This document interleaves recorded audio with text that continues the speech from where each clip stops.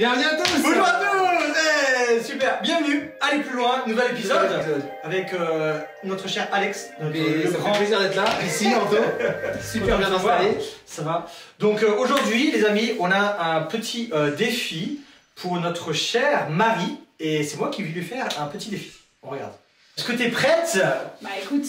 Ouais, alors le 60 secondes chrono d'aujourd'hui, c'est des mots mêlés, voilà c'est ça. Okay. Donc, tu as une grille que pour l'instant tu ne vois pas, et dans cette grille, il y a 16 mots qui sont cachés, et tu as 1 minute pour en trouver le plus possible, d'accord? Donc c'est genre, les mots c'est vertical, horizontal, diagonal, ouais. Et c'est toujours droit, il n'y a pas de... C'est pas à l'envers. Il n'y a pas de zigzag ou je sais pas. Ok, est-ce que tu es prête? Ouais. Dans 3, 2, 1, c'est parti. Ah, ouais, bac de feuilles. Ok. Faut le dire, vas-y, dis-le. Attends, feuille. Ouais. Poire. Ouais. Chien. Ouais. Pomme. Ouais. Pierre. Ouais.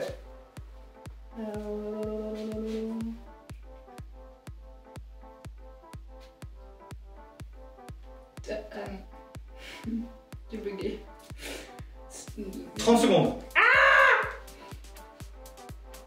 Il y en a 16 en tout. Doigt. Ouais.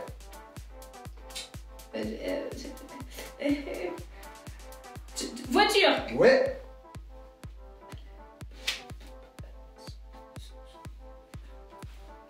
J'en ai inventé un mot. Non. Tête. Tête, ouais. Et... c'est fini. Voilà. T'en as eu 7? 8. T'en as eu 8? Ça va, voiture, c'est la moyenne. J'ai la moyenne. C'est la moyenne, C'est ok. bon. Super. Bon. Il y aura un, voilà. Bon, c'est pas mal, tu t'es bien débrouillé, je pense. Bon, je sais pas si vous avez fait mieux que Marie, mais vous êtes toujours content. Bon, merci Marie. Bien joué. Merci Anto, merci. Excellent. Attention sur ce chrono avec Marie et Anto. Franchement, vous êtes forts. Bon, c'est cool, ok. Et écoutez les gars, on l'a pas fait ensemble la dernière fois aussi. Enfin, comme j'ai fait un petit moment qu'on n'a pas été ensemble. J'étais avec Jean il y a super longtemps. Et écoute, est-ce que tu lis ta Bible? Ah oui, bien sûr. Non, c'est la question que je te pose à chaque fois. Non, alors les amis, on va faire un petit peu de pub et j'espère que vous lisez votre Bible, les amis. On a nous une application qui s'appelle Connect et on était il y a quelques jours dans les Actes. Dans les livres des Actes, et on a lu un dernier épisode sur un gars qui a joué son rôle dans la Bible. Est-ce que tu te souviens de c'est qui la dernière personne? Il y a une... Alors, un gars qui m'a marqué moi. Ouais, je pense à Étienne. Ouais, c'est ça, c'est Étienne. Ouais. C'est Étienne. Et en fait, et donc moi, alors on lisait sur Étienne, et ça m'a beaucoup un petit peu touché sa vie, son histoire, même si on voit pas beaucoup. En fait, on voit juste c'est assez court ce qu'on voit dans la Bible, mais ça n'en reste pas impactant. Je sais pas, c'est un mot français ça? Tout à fait, impactant, yes. C'est ça. Ça passe. Et alors, vas-y, qu'est-ce qu'il est? Vas-y, qu'est-ce alors, qui lui arrive à Étienne? Moi, ce qui me bouleverse Étienne, c'est qu'on arrive quand même à la fin de sa vie. Et parfois, les fins de vie de certaines personnes sont les plus belles, en fait. Bon, en fait, c'est un peu ce qui va se passer avec Étienne. C'est-à-dire qu'on ne connaît pas grand-chose de sa vie vécue. Ouais. Mais ce qui explose en fait dans la Bible et ce qui reste quelque chose de très bouleversant, c'est les dernières heures ou dernières minutes de sa vie et la façon dont il va s'adresser à cette foule et la façon dont il va mourir aussi. Ouais. Et en fait, c'est un épisode où on parle de persécution. Et aujourd'hui, alors peut-être que vous êtes allés, il y a des conférences qui existent, etc. On parle de l'église persécutée. Nous, on vit en France, on est bénis par ça. On n'est pas persécuté directement, mais si on revoit ce chapitre, donc c'est Actes 6 et 7 surtout, et on voit l'église qui est persécutée, et on voit Étienne qui est persécuté. Et c'est chouette, et on voit dans le chapitre 7 un discours que Étienne fait devant le Sanhédrin, donc c'était les chefs de la loi, et c'est incroyable de voir que Étienne, il était en train de jouer sa vie et en fait, il s'est pas planqué. Il s'est pas planqué, il s'est pas tu et il a parlé devant tout le monde. Et il a parlé de sa foi, de ce que Jésus-Christ, du changement que Jésus-Christ était venu et voulait faire dans la vie de chacun. Et il a payé de sa vie. Et moi, ça m'amène un petit peu à réfléchir des fois, qu'est-ce que nous... est-ce qu'il y a des fois des choses qui arrivent dans la vie qui nous empêchent de partager notre foi, de parler de notre foi? Et est-ce qu'il y a des fois des freins comme ça qui... je sais pas, je sais pas, quelle réflexion toi ça t'amène un petit peu à tout ça? Ouais, des choses qui m'empêchent de parler de Alors, je pense qu'aujourd'hui, bon, tous ceux qui nous regardent, je pense qu'ils vont être à peu près d'accord, il y a un espèce d'excès de confort.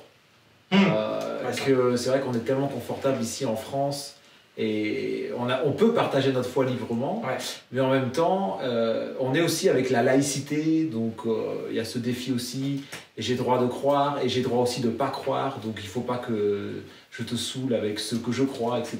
Donc peut-être qu'on se cache derrière ça aussi, et on se dit chacun est libre finalement, que chacun fasse son petit bout de chemin tout seul.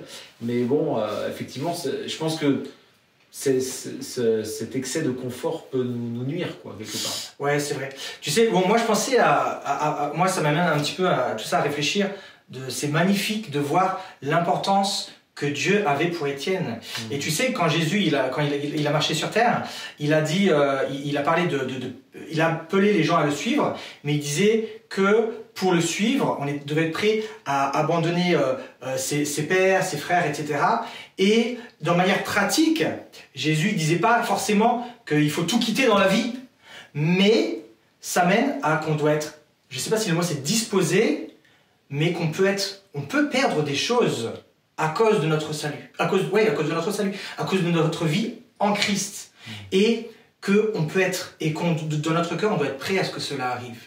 Et c'est chouette quand je vois Étienne, lui, ça c'était clair dans sa tête, et lui il était prêt à perdre beaucoup de choses à cause de sa foi en Jésus-Christ, et même prêt à perdre la vie.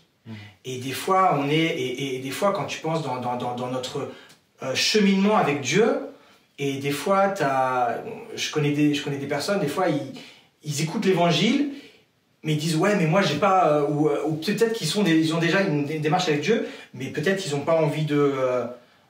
dans leur travail, peut-être qu'ils ont un super travail, mais ils pensent qu'ils ne sont pas en paix avec Dieu, et peut-être que Dieu les appelle à faire autre chose, ou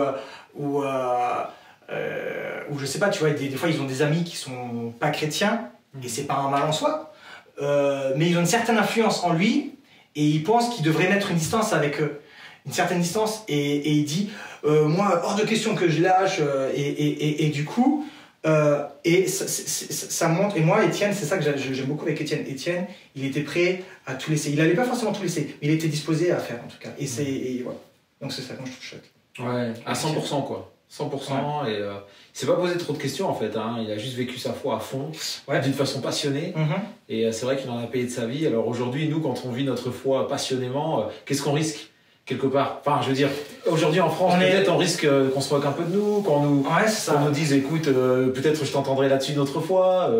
C'est pas grand-chose finalement à côté. J'ai beaucoup entendu quand j'étais au collège, au lycée.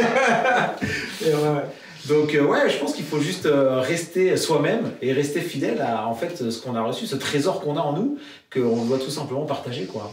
Comme Étienne, j'ai envie de dire, voilà, ça me motive en tout cas. C'est ça. Et en tout cas, moi, c'est ça qui, moi, quand j'ai eu mon temps de culte personnel, en tout cas, c'est ça qui m'a touché, la vie d'Étienne. Amen, excellent. Super. Top. Donc voilà. Et je sais qu'on a un temps spécial aussi de promesses, et c'est avec ta femme, je crois, c'est ça? Oui, il me semble que c'est ça. Okay. Donc du coup, on regarde? C'est parti. Vas-y, Ingrid. Alors pour la promesse du jour, j'aimerais vous partager mon verset préféré, enfin plusieurs versets, parce que c'est Josué 1, verset 8-9, qui dit « Ce livre de la loi ne s'éloignera pas de ta bouche, tu le reliras jour et nuit, pour veiller à mettre en pratique tout ce qui est écrit. Alors tu mèneras à bien tes entreprises, tu réussiras. » Ne t'ai-je pas donné cet ordre? Sois fort et courageux. Ne t'effraie pas, ne sois pas terrifié, car le Seigneur ton Dieu est avec toi partout où tu iras. Ça, c'est un verset qui encourage de ouf, parce qu'il m'a toujours porté, ce verset, parce que je me suis dit que vraiment, si j'étais proche de la parole, comme il dit, de méditer vraiment, d'être dans la parole tous les jours, de la lire, de la méditer, déjà, il nous donne cette promesse que il mènera à bien nos entreprises, toutes nos œuvres. Donc c'est tellement encourageant de savoir que Dieu nous fortifie et nous aide dans nos travails, dans les œuvres que l'on peut faire chaque jour, et que nous avons juste à rester proche de lui en fait, et c'est lui qui fera le reste. Et aussi cette promesse juste après qui dit « Car le Seigneur ton Dieu est avec toi partout où tu iras ». Alors ça c'est la présence aussi de Dieu à chaque instant de chaque jour. Et Jésus a renouvelé aussi cette promesse quand il est monté au ciel et qu'il a dit qu'il enverrait aussi le Saint-Esprit en disant que je suis avec vous tous les jours jusqu'à la fin du monde. Ça, c'est tellement fort comme sentiment de savoir qu'il est présent, grâce aussi au Saint-Esprit qu'il a envoyé et qui vit en nous et qui ne nous abandonnera jamais. Donc, quelle espérance et quelle joie à vivre au jour le jour. J'espère que ça peut t'encourager. Et donc, passe une bonne journée. Salut!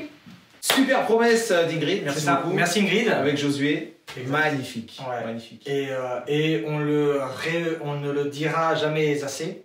C'est français. C'est ça. Et non, et c'est super, c'est l'importance de la parole de Dieu dans notre vie, passer du temps dans la Bible, et c'est ça qui va faire une différence dans la vie de chacun. La différence. Ouais, excellent. Déjà fini? Merci, c'est fini. Waouh. Bon, voilà. Merci beaucoup. Mais c'est pas grave, merci à toi. Mais c'est pas grave parce qu'on se revoit la semaine prochaine. La semaine prochaine, les amis. Bonne semaine à tous.